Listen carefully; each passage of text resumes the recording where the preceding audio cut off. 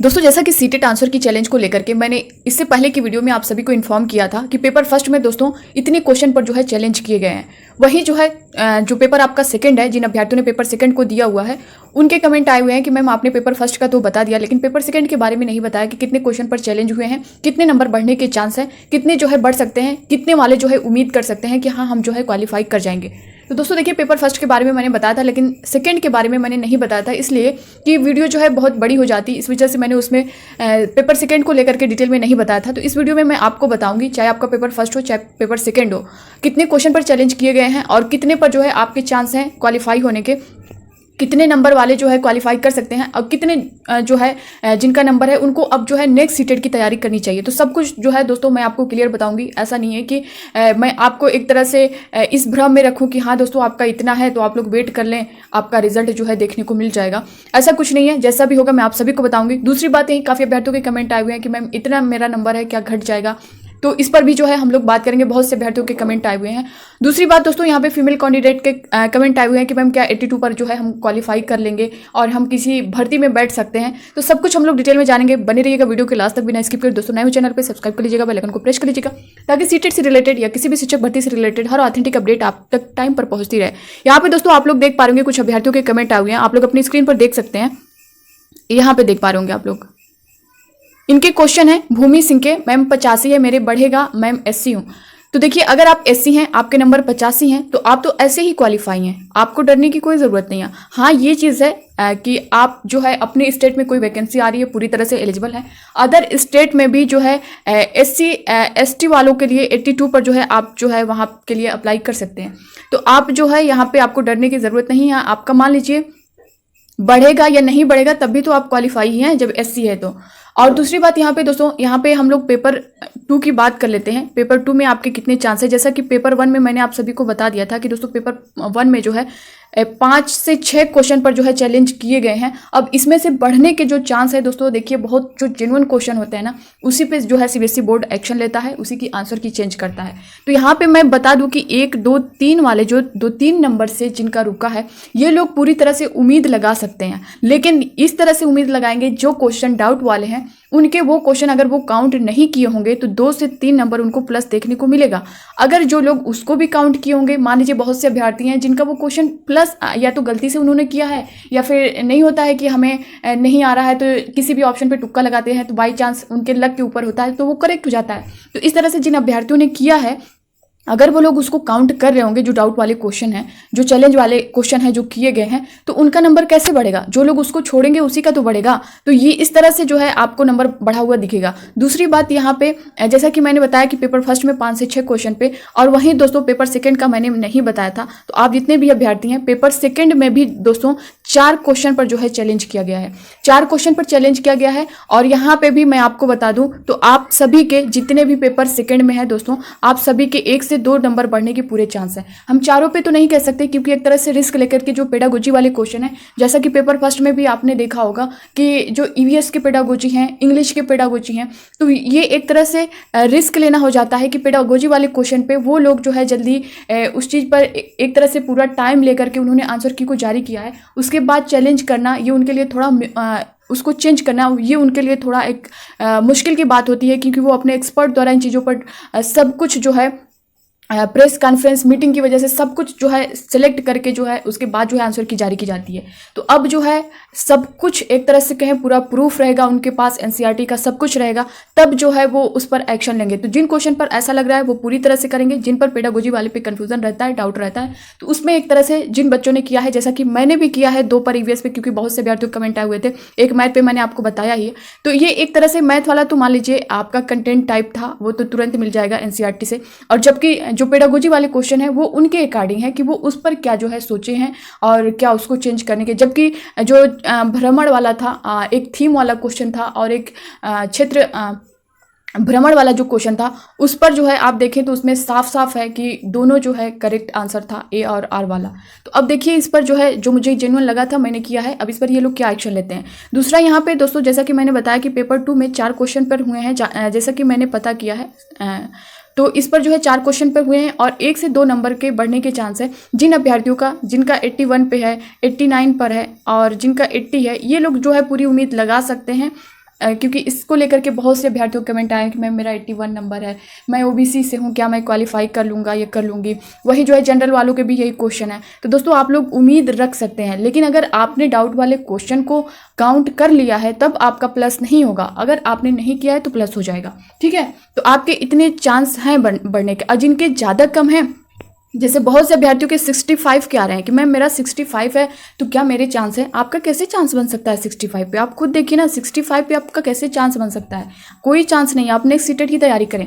मैं देखिए यहाँ पे आपको किसी भी भ्रम में नहीं रखना चाहती हूँ दोस्तों कि आपका जो है 10 क्वेश्चन है या फिर 5 से 10 क्वेश्चन आपके 5 नंबर बढ़ जाएंगे, 10 नंबर बढ़ जाएंगे, 8 नंबर बढ़ जाएंगे। जैसा कि आपने देखा ही है कि जो आपने आंसर की मैच किया था किसी कोचिंग से, किसी चैनल से, तो आपके उससे और आपके जो मेन आंसर की है उसमें 8 से 10 क्वेश्चन के डिफरेंस देखने को मिले हैं। तो रीज़न क्या है कि हर टीचर जो है अपने अकॉर्डिंग बताया है, आंसर की जो आई है वो उनके एक्सपर्ट द्वारा अपने अकॉर्डिंग आई है। तो मेन जो है जो पेडागोजी वाले क्वेश्चन हैं उसी पर आपको माइनस दिख रहे हैं। तो आप लोग जो है जिनके ज़्यादा 4 प्लस जिनके हैं दोस्तों, 4 प्लस माइनस 4 है। मान लीजिए 4 नंबर है, जैसे 82 पर ओबीसी का क्वालिफाई है तो 81 जो है उम्मीद लगा सकते हैं, 80 वाले उम्मीद लगा सकते हैं, 79 वाले थोड़ा सा उम्मीद लगा सकते हैं, एक तरह से कहें 50%। बाकी उसके नीचे वाले जो है ना, आप लोग दोस्तों आपके लिए अब ये रिजल्ट पर ही डिपेंड करेगा। आप जो है मैं तो यही कहूँगी आप सभी अब नेक्स्ट सीटेट की तैयारी करिए। 2-3 नंबर वाले जितने हैं आप लोग उम्मीद लगाएं, और वही जनरल वालों के साथ है, जैसा कि जिनका 89 होगा, जिनका 88 होगा, जिनका 87 होगा, आप लोग उम्मीद लगा सकते हैं। बाकी जिनका है वो लोग जो है नेक्स्ट सीटेट की तैयारी करें। दूसरा यहाँ पे जो कमेंट आया हुआ है दोस्तों, आप लोग यहाँ पे देख सकते हैं, ये देखिए किसका कमेंट है, रायका FF। आप देख पा रहे होंगे मेरा 76 आ रहा है, तो 76 आ रहा है तो आप जो है नेक्स्ट सीटेट की तैयारी करिए। आपके लिए कोई चांस नहीं है। देखिए मैं यहाँ पे आपको डिमोटिवेट नहीं कर रही हूँ, आपके लिए अच्छा ही बता रही हूँ कि दोस्तों आप टाइम वेस्ट करने से अच्छा है आप लोग नेक्स्ट सीटेट की तैयारी करें।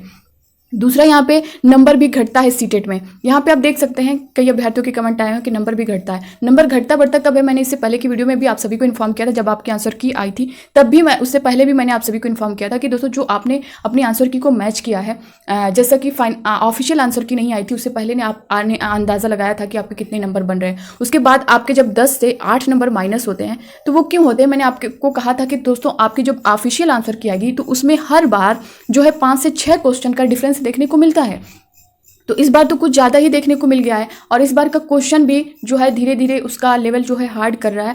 तो आप लोग की तैयारी भी अब अच्छी होनी चाहिए। तो आप यहाँ पे देख सकते हैं नंबर घटने की बात है तो दोस्तों जो घटना था, जो बढ़ना था, आपने फाइनल आंसर की में देख लिया है, जो आपके आंसर की आई थी। अब जो है आपका जो रिजल्ट आएगा या जो फाइनल आंसर की आएगी उसमें दोस्तों आपका नंबर नहीं घटेगा, आपका प्लस हो सकता है। बहुत से अभ्यर्थी इसको लेकर के कमेंट किए कि मैम मेरा नंबर घटेगा क्या, तो आपका नंबर अब नहीं घटेगा, जितना है उतना रहेगा, या फिर प्लस हो सकता है, माइनस नहीं जाएगा। हाँ, अगर आपने जो डाउट वाले क्वेश्चन है जो एक तरह से उस पर अगर आपने प्लस खुद से कर लिया होगा तो वो अलग बात है, तब तो माइनस दिखेगा ही। लेकिन जिसके जितने नंबर बने हैं आंसर की में, जो ऑफिशियल आंसर की आई है, आपका सेम उतना रह सकता है, या फिर आपका 1 से 2 नंबर बढ़ा हुआ दिखेगा, 1 से 2 या 3 नंबर इस तरह से। तो आप लोग इस भ्रम में न रहिए। बहुत से अभ्यर्थियों के कमेंट आए हुए हैं इसको लेकर के। यहाँ पे आप देख सकते हैं मैम मेरा क्वालिफाइड नंबर है, अब क्या रिजल्ट में नंबर घट सकता है, नवाब मीठा नाथ का कहना है। तो बिल्कुल नहीं, आप क्वालिफाई हैं, आप क्वालिफाई ही रहेंगी। अब जो है आपको डरने की ज़रूरत नहीं है, आपका नंबर नहीं घटेगा। और यहाँ पे कुछ अभ्यर्थियों के ये भी कमेंट आए थे कि मैम जो है अब जो है किसी का नंबर बढ़ेगा नहीं, सबका नंबर जो है घट सकता है लेकिन बढ़ेगा नहीं। तो दोस्तों देखिए, जिसने भी कमेंट किया है मैं यहाँ पे नाम नहीं लेना चाहूँगी, लेकिन दोस्तों देखिए, आप अगर किसी को मोटिवेट नहीं कर सकते ना तो डिमोटिवेट भी मत करिए। जिन अभ्यर्थियों का जितना नंबर बन रहा है उनको खुद पता है कि उनके कितने नंबर बन रहे हैं, और वो रिजल्ट में खुद देखेंगे। तो आपके जितने हैं उतने, मैं आपसे क्लियर बता रही हूँ यहाँ पे, आपके जितने हैं उतने इक्वल रह सकते हैं। अगर जो है CBSE बोर्ड जैसा कि जिन क्वेश्चन पर चैलेंज किया गया है उस पर एक्शन लिया जाएगा तो आपसे 1 से 2, 3, 1 भी बढ़ सकता है, 2 भी बढ़ सकता है, 3 भी बढ़ सकता है।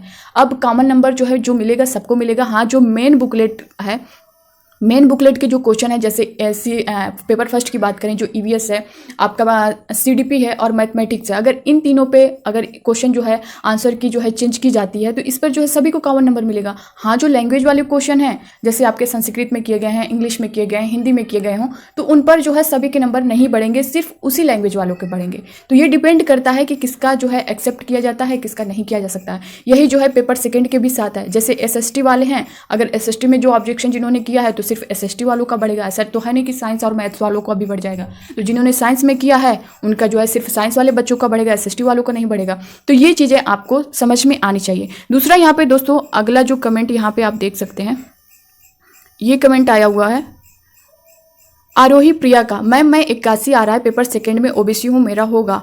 तो आपका 1 नंबर से रुक रहा है आरोही जी, तो आपके चांस हैं, आप जो है उम्मीद लगा सकती हैं। दूसरा आप लोग देख पा रहे होंगे श्रद्धा माथुर का कहना है EVS में एक्चुअली में बहुत क्वेश्चन रॉन्ग है। नहीं, बहुत क्वेश्चन को रॉन्ग हम नहीं कर सकते हैं, क्योंकि पेडागोजी के अकॉर्डिंग, उनके अकॉर्डिंग भी देखा जाए तो 2 क्वेश्चन आपने देखा होगा कि 2 क्वेश्चन जो है आपको करेक्ट लग रहा है। तो अब अगर हम प्रीवियस ईयर क्वेश्चन को उठा के देखें तो उस अकॉर्डिंग हमको लग रहा है कि नहीं, ये तो आंसर करेक्ट होना चाहिए। अब उन्होंने जो है अपने अकॉर्डिंग उससे करेक्ट किया है। हाँ, जो कन्फर्म है उसको हम कहेंगे, जैसा कि मैं कह रही हूँ 1-2 क्वेश्चन पे था जो पेडागोजी वाले, जिस पर मैंने चैलेंज भी किया है। हाँ, हम बहुत क्वेश्चन पे नहीं कर सकते हैं, क्योंकि आपके पास उसका प्रूफ नहीं है कि ये जो है NCERT में ऐसा दिया गया है या ऐसा दिया गया है। जिसका प्रूफ होना चाहिए दोस्तों, चाहे कोई भी क्वेश्चन हो, कि हाँ NCERT में ये चीज़ें क्लियर बताई गई हैं। दूसरा यहाँ पे मैम 87 आ रहा है, क्या 90 आ जाएगा?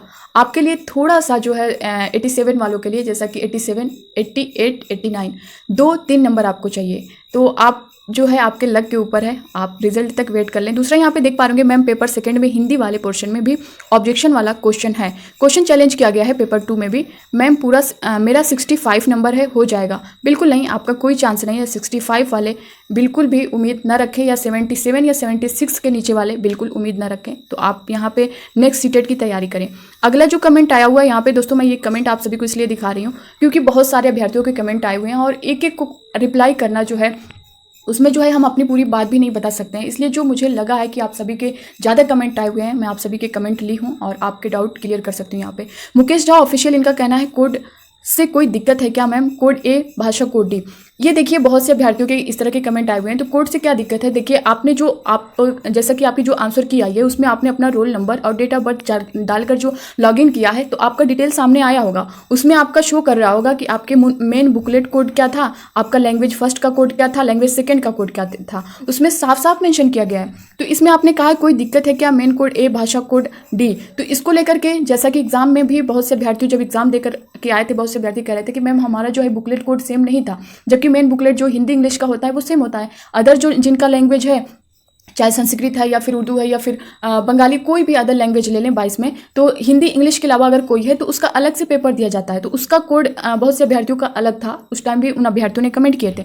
लेकिन दोस्तों अब तो ये आपका डाउट क्लियर होना चाहिए, क्योंकि जो आपने अपना जो रोल नंबर है, डेट ऑफ बर्थ है, उसको जब लॉगिन किया होगा तो वो आपका पूरा डिटेल दे देता है, आपका रोल नंबर और आपका नेम सब कुछ शो करता है। उसमें साफ साफ मेंशन किया गया होगा कि आपका मेन बुकलेट क्या है और लैंग्वेज कोड क्या है। अगर आपने नहीं चेक किया है तो एक बार जरूर चेक कर लीजिएगा। इसी के अकॉर्डिंग जो है आपकी जो OMR है वो चेक होगी, उसी के अकॉर्डिंग आपको नंबर दिया जाएगा। यहाँ पे देख पा रहे होंगे मैम प्लीज़ आप हेल्प कीजिए ताकि किसी स्टूडेंट को हेल्प मिल जाए। NK Patna study point seated, इनका कहना है। देखिए दोस्तों इस तरह से बहुत से अभ्यर्थियों के कमेंट आए हुए हैं जो इस चैनल से जुड़े हुए हैं, जो विजडम मास्टर चैनल से जुड़े हुए हैं। और दोस्तों मैं पूरा आप सभी के सपोर्ट में हूँ और आप सभी का सपोर्ट हमेशा की हूँ और करती रहूँगी, चाहे कोई करे या ना करे। देखिए दोस्तों जहाँ पे मुझे लगेगा कि जो अभ्यर्थी किसी परेशानी में है या उनके कुछ डाउट्स हैं, इसको लेकर के मैं आप सभी को इसीलिए अपडेट करती रहती हूँ। आप जहाँ जहाँ मुझे लगता है कि आप ये गलती करने वाले हैं, वहाँ पर मैं आप सभी को अलर्ट करती हूँ। तो मैं आप सभी के साथ, और विजडम मास्टर चैनल आप सभी के साथ हमेशा सपोर्ट में खड़ा रहेगा। इसी के लिए काफ़ी अभ्यर्थियों ने कमेंट किए थे जिनको फाइनेंशियल कंडीशन ठीक नहीं थी, कुछ ना कुछ इशू था। तो मैंने खुद जो है आपके 3 क्वेश्चन पर मैंने खुद चैलेंज किया है, रिस्क लिया है। अब वो आपको मिले प्लस हो जाए, बहुत अच्छी बात है। वो उन पर डिपेंड करता है, CBSE बोर्ड पर डिपेंड करता है। बाकी जो है आपके कमेंट आते हैं, मुझे अच्छा लगता है कि मैम आप जो है ये कर दीजिए, वो कर दीजिए, आपको समझ कर ही कहते हैं। तो आप सभी जो भी जिनका भी कमेंट आता है दोस्तों मुझे अच्छा लगता है। अगर आपको कुछ भी लगता है कि मैं आपके लिए कुछ कर सकती हूँ तो आप लोग कमेंट में कमेंट करके ज़रूर बताइएगा। मैं पूरा आप सभी के साथ खड़ी हूँ, आप सभी का सपोर्ट करूँगी। ये चैनल आपके साथ खड़ा है और आपका हमेशा जो है सपोर्ट करता रहेगा। यहाँ पे आप लोग देख पा रहे होंगे VK का कहना है कि 86 से 79 हो गए। हाँ, ये सबके जो है माइनस देखने को मिले हैं, जैसा कि मैंने आपको बताया कि 10 से 8 नंबर जो है सबके माइनस देखने को मिले हैं। तो आपका 86 था, 79 हो गया है। आप जो है थोड़ा सा रिजल्ट तक आप देखना है कि कितने नंबर बढ़ सकते हैं। आपको 4 नंबर चाहिए, तो 4 नंबर वालों के लिए रिस्की है कि इतना तो पॉसिबल नहीं दिख रहा है कि इतना नंबर सीटेड जो है प्लस कर सकता है। यहाँ पे अगला जो कमेंट आप देख पा रहे होंगे स्वाति मालूद का कहना है यहाँ पे 72 मार्क्स हैं, 72 मार्क्स हैं मैम, बढ़ेगा क्या? 72 मार्क्स आपके हैं, बढ़ेगा क्या? देखिए अगर आप OBC भी हैं, SC ST हैं, जनरल में हैं, तो यहाँ पे देखिए आपके लिए कोई चांस नहीं है, आप नेक्स्ट सीटेट की तैयारी करें। यहाँ पे दोस्तों जैसा कि मैंने आपको स्टार्टिंग में ही बताया कि मैं आप सभी के साथ एक तरह से आपको भ्रम में नहीं रख सकती कि हाँ दोस्तों आपका इतना है तो इतना बढ़ जाएगा, इतना बढ़ जाएगा। जितना पॉसिबल है, जितना बढ़ने के चांस है, जितना अगर आप प्रीवियस ईयर हम देखें तो जितने बढ़े हुए हैं सीबीएसई बोर्ड द्वारा जितने पर एक्शन लिया गया है उतने की हम बात कर रहे हैं। बाकी आप जो है नेक्स्ट सीटेट की तैयारी करें। दूसरा आप यहाँ पे देख पा रहे होंगे विजडम मास्टर मैम 82 नंबर बस बिहार की फीमेल के लिए है। देखिए ये जो है इनका कमेंट है, जैसे जो बिहार की वैकेंसी है बिहार शिक्षक भर्ती की, तो उसमें अगर हम देखें तो अगर आप फीमेल कैंडिडेट हैं तो सीटेट में दोस्तों अगर आपका 82 प्लस नंबर है तो आपको जो है पूरा मौका दिया जाएगा, क्योंकि बिहार की जो वैकेंसी है वहाँ पे 50% जो है फीमेल को रिजर्वेशन दिया गया था पिछली बार भी और आगे भी दिया जाएगा, क्योंकि वहाँ पे फीमेल कैंडिडेट को रिजर्वेशन मिलता है। तो अगर आप जो है बिहार की हैं या फिर बिहार के अलावा किसी अदर स्टेट की हैं तब भी जो है आप 82 पर वहाँ के लिए अप्लाई कर सकती हैं। अगर आपका 82 प्लस नंबर है तो आप बिहार की उस भर्ती के लिए एलिजिबल हैं, अप्लाई कर सकती हैं। हाँ, अदर स्टेट में अलग अलग है, जैसे यूपी में ही अभी आती है तो आप अगर जनरल में है तो आपका 90 प्लस चाहिए, ओबीसी SC ST है तो आपका 90 प्लस चाहिए, या फिर अदर स्टेट से अगर आप यूपी में आ रहे हैं तो वहाँ पे भी वही रूल है, आपका 90 प्लस चाहिए। लेकिन यहाँ पे जो है रिजर्वेशन दिया गया है बिहार में, आपका अगर 82 प्लस है तो आप यहाँ के लिए एलिजिबल हैं, इस भर्ती में बैठ सकती हैं। दूसरा यहाँ पे देख पा रहे होंगे, यहाँ पे अगला जो कमेंट है वो है राहुल कुमार का, और इनका जो कमेंट है वो बहुत लंबा चौड़ा दिख रहा है तो एक बार पढ़ लेते हैं। मेरे बहुत अच्छी तैयारी थी, मेरा मॉक 110 प्लस ऑलवेज आता था। एग्जाम में सेंटर वालों ने 20 मिनट देरी से दी, बांटने में उन्होंने गलती की थी, कोई इतनी देरी से मिला। उसके बाद OMR बुकलेट फिल करने में 15 मिनट तो लगता ही है, बहुत ध्यान से करना पड़ता है, नहीं तो महीने की मेहनत ज़रा सी गलती पे पानी फिर जाता है। टोटल 30 मिनट के बाद प्रश्न करना स्टार्ट कर पाए, उसके बाद एग्ज़ाम के बीच में भी रजिस्टर्ड थंब वगैरह के लिए डिस्टर्ब कर देते थे। 2.5 घंटे का पेपर 2 आवर्स ही मिले, वो तो तैयारी अच्छी थी। 103 फर्स्ट पेपर में पाए से ऑफिशियल उत्तर कुंजी से, बट हम इससे ज़्यादा लाते थे, सेंटर वालों की वजह से पेपर में प्रॉब्लम हुई।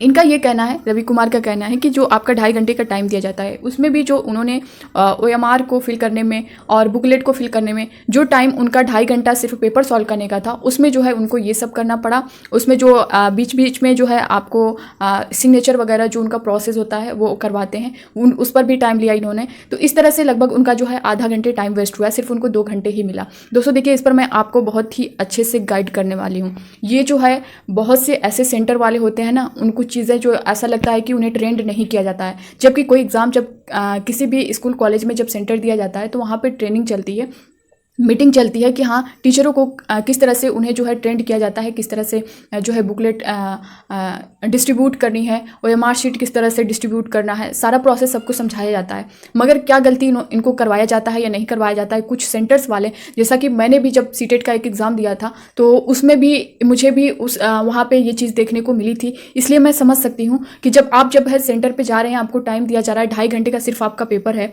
और क्या होता है कि इसी 2.5 घंटे में वो लोग जो है आपको बुकलेट फिल करने को दे देते हैं, टाइम से नहीं देते हैं। जबकि आपका जब मान लीजिए एग्ज़ाम आपका जो स्टार्ट हो रहा है 9:30 से, अगर मान लीजिए एग्ज़ाम स्टार्ट हो रहा है तो 9 बजे जो है इन लोगों को दे देना चाहिए, जबकि उस पर रूल होता है कि 15 मिनट पहले आपको जो आपका बुकलेट है और आपकी OMR शीट है वो दे दी जाए। लेकिन ये लोग अपने से लेट करते हैं। अगर मान लीजिए दोस्तों 15 मिनट मिलता है तो आप अपना बुकलेट नंबर फिल करके OMR को फिल करके, जैसा कि आप अगर OMR भी फिल करते हैं तो कितनी जो है बारीकियों से इसको फिल करना पड़ता है, ये आपको पता होगा अगर आपने एग्जाम दे लिया है। जैसा कि जो अभ्यर्थी जिनको नहीं पता, और इसके लिए मैं दोस्तों आपको इससे पहले गाइड भी करती रही हूँ, जो लोग नए अभ्यर्थी होंगे उनको नहीं समझ में आएगा, जो पहले से जुड़े हुए हैं उनको मैंने सब कुछ बताया है कि दोस्तों OMR पे आप क्या गलती कर सकते हैं, एग्जाम में आपको क्या चीजें देखने को मिल सकती है, मैंने सब कुछ आप सभी को अलर्ट किया था। तो जो लोग पहले से जुड़े थे वो उस चीज को समझ सकते हैं, जो लोग नए थे उनको जो है दिक्कत देखने को मिली, वो इसलिए कि OMR को फिल करने में उन्होंने गलती कर दी, कहीं रोल नंबर फिल करने में गलती कर दी, कहीं बुकलेट नंबर फिल करने में गलती कर दी, तो कहीं जो है कोड ही अपना फिल करने में गलती कर दिया है। दूसरा जो आपका उसके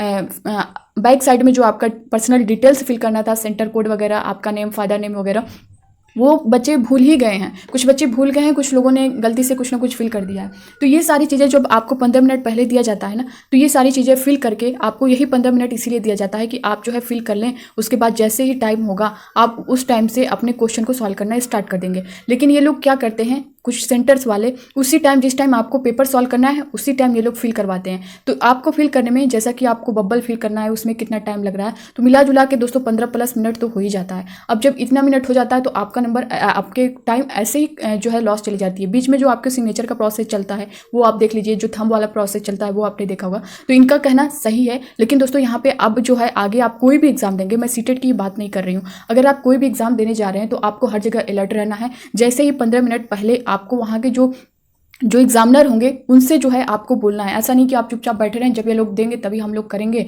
नहीं तो ऐसे ही पड़े रहें। तो ऐसा आपको नहीं करना है। जो भी एग्जामिनर होंगे उनसे आप लोग बोलिए कि मैम या सर इतना टाइम बचा हुआ है, हम लोग को जो है बुकलेट दे दीजिए या फिर OMR दे दीजिए, हम जो है फिल करने में हमें टाइम लगता है। तो जिनके भी एग्जाम हाल में ऐसा कुछ देखने को मिलता है तो आप वहाँ एग्जामिनर से बोल सकते हैं, नहीं तो बोलिए कि इसकी जिम्मेदारी आपकी है, आप जो है हमें टाइम देंगे या नहीं देंगे। आपने देखा होगा जो लोग भी लेट किए, क्या लास्ट में आपको 5 से 10 मिनट टाइम मिला? नहीं मिला ना। तो यही हाल ये लोग करेंगे। बहुत से सेंटर वाले बोलेंगे भी कि इतना लेट हुआ है तो हम आपको लास्ट में, जब आप ज़्यादा एक तरह से एंग्री टाइप होंगे तो उस टाइम वो यही कहेंगे कि हम लास्ट में आपको 5 से 10 मिनट एक्स्ट्रा देंगे, लेकिन वो बस बोलते हैं, देंगे नहीं। तो आप स्टार्टिंग में इस चीज़ों को लेकर के अलर्ट रहा करिए, क्योंकि ये गलती इन्हीं लोग की है। इन्हीं लोग की वजह से जो है आपको इसका जो कुछ भी है भुगतना पड़ता है, एक तरह से कहें।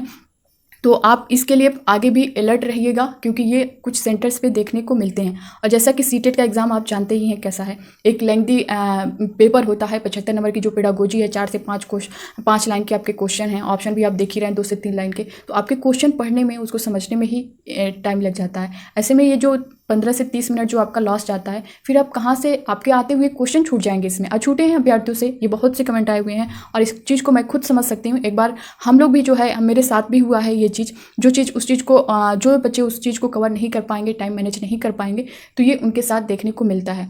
तो इस चीज़ को हम समझ सकते हैं। दूसरा दोस्तों, यहाँ पे आप आगे देख पा रहे होंगे, ये जो कमेंट आया हुआ है, मैम क्या अब OMR शीट डाउनलोड हो सकता है? आपकी OMR शीट डाउनलोड करने की उस पर दिया गया था आंसर की जो है 15 से 18 तक ही आप कर सकते थे। फिलहाल अगर जो है आपको करना होता है चेक कर लीजिएगा, तो एक बार चेक कर लीजिएगा, क्योंकि 18 तक ही दिया गया था उसमें। यहाँ पे दिया गया मैम पेपर 2 में हिंदी वाले पोर्शन में भी ऑब्जेक्शन वाले क्वेश्चन हैं। तो अब जो है जिस पर भी था, जो जेन्युइन था, कर दिया गया। आप उसके लिए परेशान हो। पेपर सेकंड में किसी ने नहीं किया है क्या? किया है, मैंने आपको बता ही दिया है स्टार्टिंग में। नहीं हुआ डाउट क्लियर पेपर सेकंड का, कुछ बताइए ना मैम। बता दिया है आपने, स्टार्टिंग में देख लिया होगा। फाइनल आंसर की कब आएगी? फाइनल आंसर की बात करें दोस्तों, जैसा कि आपका फाइनल आंसर की ऐसे बीच में नहीं आएगी। आपका जो रिजल्ट है 18 सितंबर तक चांस है आने के, नहीं होगा तो 1-2 दिन इधर उधर हो सकता है। और जैसे ही आपका रिजल्ट जारी किया जाएगा ना, उसके साथ फाइनल आंसर की भी जारी कर दी जाएगी। और आगे जो है यहाँ पे देख लेते हैं अगला जो कमेंट है। अगला कमेंट जो आप देख पा रहे यहाँ पे MA का कहना है, मैम बिहार में 1 से 5 के लिए BPSC न्यू वैकेंसी आएगी क्या? और मैं DLED सेकंड ईयर में। इनका कहना है कि जो बिहार में जो न्यू वैकेंसी आ रही है 1 से 5 वाली या 6 to 8 वाली, तो इनका कहना है कि मैं DLED सेकंड ईयर में हूँ, तो क्या मैं अप्लाई कर सकता हूँ? दोस्तों देखिए, आप सेकेंड ईयर के हैं तो पॉसिबल तो नहीं लग रहा है, क्योंकि आपको अभी 3rd सेमेस्टर का एग्जाम देना है, 4th सेमेस्टर का। तो DLED या BEd जो भी हो, आपका जो लास्ट सेमेस्टर है ना, उसका एग्जाम जो है, जब ये BPSC अपना नोटिफिकेशन जारी करेगा, मान लीजिए अक्टूबर में करता है, तो अक्टूबर में करेगा तो 1 महीने का आपको टाइम मिलेगा आवेदन के लिए। तो नवंबर तक आपका आवेदन होगा। तो नवंबर से पहले जब इसकी लास्ट डेट रहेगी जो BPSC की, उसकी लास्ट डेट से पहले आपका जो चाहे BEd हो DLED हो, उसके लास्ट सेमेस्टर का एग्जाम जो है कंप्लीट होना चाहिए। भले रिजल्ट नहीं आएगा, आपका एग्जाम हो जाना चाहिए, तो आप जो है पूरी तरह से एलिजिबल होंगे। लेकिन आपका अगर सेकंड सेमेस्टर है तो कोई चांस नहीं है कि 1-2 महीने में आपका जो है एग्जाम करा लिया जाएगा। दूसरा यहाँ पे अयान गेम, इनका कहना है other state general women age relaxation मिल सकता है क्या? हाँ, बिहार के लिए दोस्तों यहाँ पे मैं आपको जैसा कि बताई भी हूँ कि वोमेन के लिए आपका रिलैक्सेशन है 50% है, और चाहे आप बिहार के हो या फिर अदर स्टेट के हो। तो अगर आपका 82+ है सीटेट में, तभी आप जो है यहाँ पे अप्लाई कर सकते हैं। तो ये था दोस्तों पूरा जो है आप सभी के जो भी डाउट थे, मैंने पूरी कोशिश की है जो जेन्युइन थे कि मैं आप सभी को रिप्लाई कर पाऊँ। आई होप कि आप सभी को ये वीडियो बहुत अच्छा लगा होगा और हेल्पफुल लगा होगा। अगर लगा होगा ज़रा सा भी तो दोस्तों आप इस वीडियो को लाइक कर दीजिएगा, और आपसे यही रिक्वेस्ट करूँगी इसे ज़्यादा से ज़्यादा शेयर करिएगा, क्योंकि इस टाइम जो है ना, जो सीटेट के अभ्यर्थी हैं और जो बिहार में वैकेंसी होने जा रही है, उसकी एलिजिबिलिटी को लेकर के बहुत से अभ्यर्थी परेशान हैं इन सारी चीज़ों को। तो मैं आपसे यही रिक्वेस्ट करूँगी, इस वीडियो को जितना हो सके शेयर करिएगा। और बहुत से अभ्यर्थियों को कमेंट आते हैं, मैम थैंक यू, आप जो है हम लोग के लिए इतना करती हैं। और दोस्तों ये सब जो आपके पॉजिटिव कमेंट मिल रहे हैं, आप सभी को दिल से थैंक यू। मैं खुद आपसे बोलना चाहूँगी कि आप लोग मुझे इतना समझ रहे हैं। मैं इसीलिए बार बार कहती हूँ कि दोस्तों आपको कोई डाउट है या कुछ भी है, मेरा आपसे कुछ नहीं है, बस मैं आपके साथ खड़ी हुई हूँ। और आप स्टूडेंट हैं, और हम तो ये नहीं कहेंगे, हम सब जो है हमेशा कुछ ना कुछ सीखते रहते हैं। हम भी एक स्टूडेंट की ही तरह हैं। जो चीज़ें हमें जो है हमेशा सीखना ही है, चाहे हम आपसे सीखें या अपने से बड़ों से सीखें या छोटों से सीखें, किसी से भी सीखें, हमें हमेशा आगे सीखते ही रहना है। तो हर कोई जो है एक अभ्यर्थी ही होता है हमेशा, और बन के रहना भी चाहिए। इस तरह से हम किसी को सिखा सकते हैं तो किसी से सीख सकते हैं, ये सारी चीज़ें लेकर के। तो बहुत से अभ्यर्थियों के इस तरह के कमेंट आते रहते हैं कि मैम थैंक यू। तो दोस्तों मैं खुद आपसे थैंक यू बोलना चाहूँगी, और ये भी बोलना चाहूँगी कि अगर आप जो है मेरे लिए कुछ करना चाहते हैं या फिर इस चैनल के लिए कुछ करना चाहते हैं, या आपको लग रहा है कि आपको यहाँ से सपोर्ट मिल रहा है, तो दोस्तों आपसे रिक्वेस्ट यही है कि जितने भी अभ्यर्थी चैनल को देखते हैं आप लोग सब्सक्राइब कर लीजिएगा। यहाँ से जो भी न्यूज़ मिलेगी आपको ऑथेंटिक मिलेगी, जेन्युइन मिलेगी, और आपसे यही रिक्वेस्ट करूँगी। और जितना हो सकेगा आप इस वीडियो को जहाँ तक शेयर कर सकते हैं, इस चैनल को जहाँ तक शेयर कर सकते हैं, किसी भी ग्रुप व्हाट्सएप पे हो, टेलीग्राम पे हो, या फिर फेसबुक पे हो, जहाँ जहाँ शेयर करना चाहें आप कर दीजिएगा। यही मेरे लिए बहुत होगा, और इससे जो है मुझे आप सभी से मोटिवेशन मिलेगा। तो बस इस वीडियो में इतना ही, मिलते हैं हम नेक्स्ट अपडेट के साथ। तब तक के लिए bye bye, take care, thank you. और दोस्तों जो जिनके भी नंबर कम है, जैसा कि मैंने आप सभी को बता दिया है, आप लोग नेक्स्ट सीटेट में लग जाइए और एक अच्छा स्कोर करिए। आपके सामने अभी बहुत अच्छे खासे चांस हैं, आपको निराश होने की बिल्कुल ज़रूरत नहीं है। Thank you.